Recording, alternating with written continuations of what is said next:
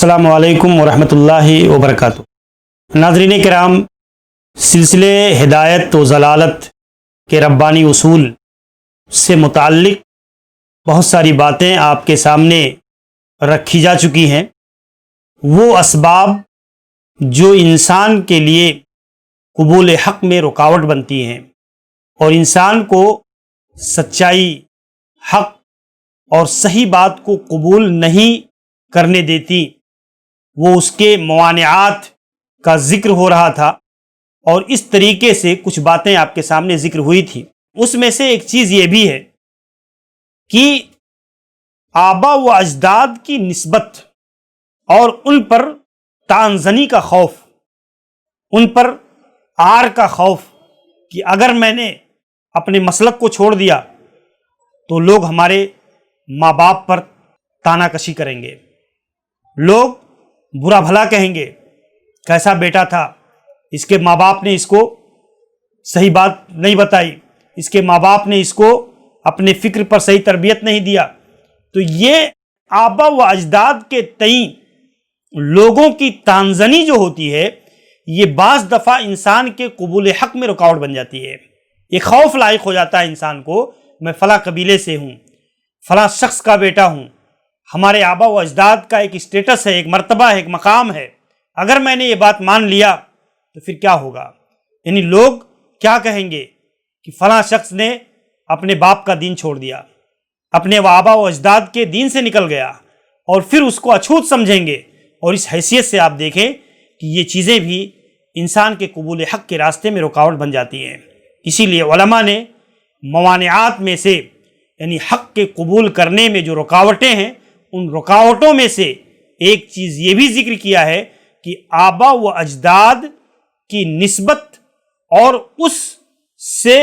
جڑی ہوئی جو طعن زنی کا خوف ہے، وہ انسان کو روک دیتی ہے۔ اسی لیے آپ دیکھیں گے کہ قرآن نے اس چیز کو ذکر کیا ہے، بل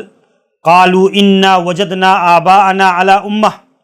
بلکہ ہم نے اپنے آبا و اجداد کو ایک امت پر پایا ہے، ایک دین پر پایا ہے، اور وَإِنَّا عَلَىٰ آثَارِهِمْ مُهْتَدُونَ، اور ہم انہی کے نقش قدم کو اختیار کریں گے۔ یعنی جب انبیاء کرام نے اپنی امتوں کو اللہ کا پیغام پہنچایا، اللہ کی طرف بلایا، تو انہوں نے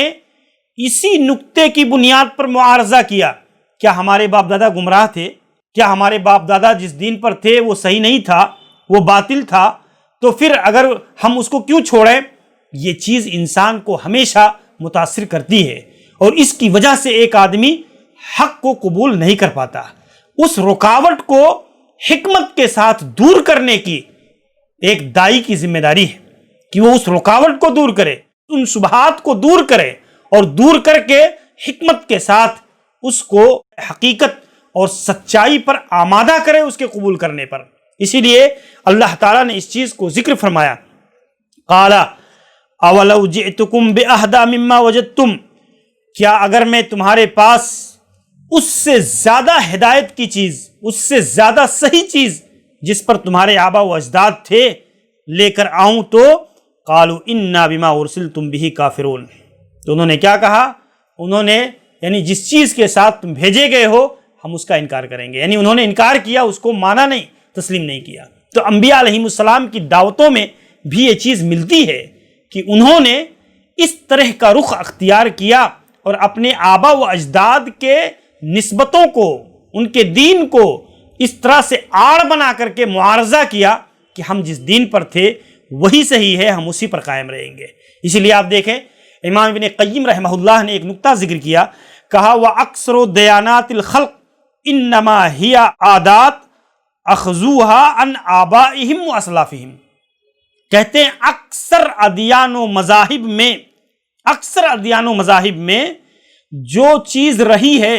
وہ عادتاً انہوں نے اپنے آبا و اجداد سے لیا ہے۔ یعنی اگر وہ کسی بت کی پوجا کرتے تھے تو یہ بھی کر رہے ہیں، وہ کوئی تیوہار مناتے تھے تو یہ بھی منا رہے ہیں۔ اکثر انہوں نے اپنے آبا و اجداد کی تقلید میں قوموں نے اس چیز کو اختیار کیا ہے۔ اس سے نکل کر، اس سے اوپر اٹھ کر کے سوچنا، سمجھنا، علم حاصل کرنا، حق و ہدایت کو قبول کرنا، یہ تھوڑا مشکل امر ہوتا ہے۔ اور اس کی بنیاد پر ایک داعی کو یہ بات سمجھنا چاہیے کہ ایک آدمی جس کو آپ دعوت دے رہے ہیں، ایک شخص جس کی آپ اصلاح کرنا چاہتے ہیں، پہلے سے اس کے اذہان و قلوب میں کچھ شبہات موجود ہیں، پہلے سے اس کے دل و دماغ میں اپنے آبا پرستی کا، اپنے اجداد کے معبودوں کا اور اپنے ایک سابقہ مذہب کا ایک تصور اس کے دل و دماغ کے اندر موجود ہے۔ تو آپ محض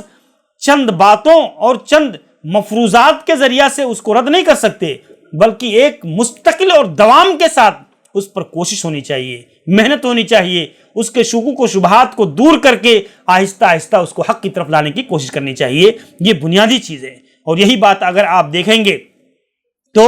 ابو طالب نے جو آخری وقت میں کہا تھا، وہ اصل میں حقیقت میں آپ دیکھیں گے دوسری روایت کے اندر آتا ہے کہ ابو طالب جو آخری وقت میں نبی کریم صلی اللہ علیہ وسلم سے جو انہوں نے کہا تھا، لولا ان تعیرنی قریش، اگر قریش کے تانا دینے اور عار دینے کا خوف نہ ہوتا، یقولون ما حملہ علیہ الا فزع الموت، کہ وہ کہیں گے کہ موت کی گھبراہٹ نے کیا ہے اس شخص کو بدل دیا، لأقررت بها عینک، میں تیری آنکھ کو، اے بھتیجے میں تمہاری آنکھ کو ٹھنڈی کر دیتا، ولا اقولها الا لأقر بها عینک، اور میں جو ہے تمہارے دین کو قبول کر لیتا اگر قریش کے عار